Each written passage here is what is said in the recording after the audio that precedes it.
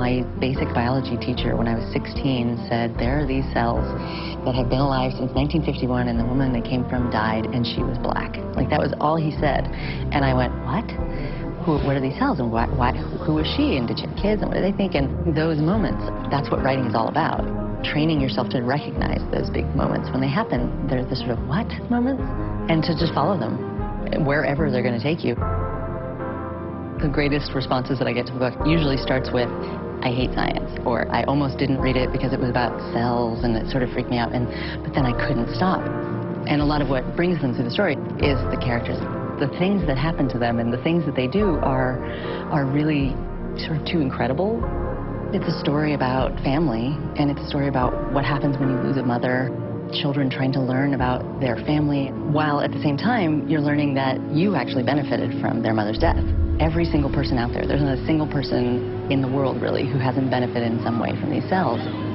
I've had kids come up to me saying, my mom had cancer when I was growing up, and she's alive because she took this drug that they used HeLa cells to develop. So I feel like all of these things that the family went through when Henrietta died, I didn't go through because Henrietta's cells helped save my mother.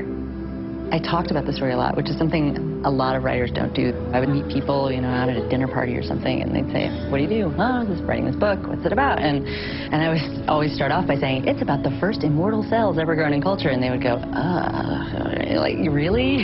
You're kidding? And I'd be like, no, it's interesting. And then I would start to tell the story of the family and the cells and what they did. And inevitably, everyone's reaction was the same. It was like their jaws would drop, and they would just like, really? What are you doing out of your house? Go home and write this book because I want to read it.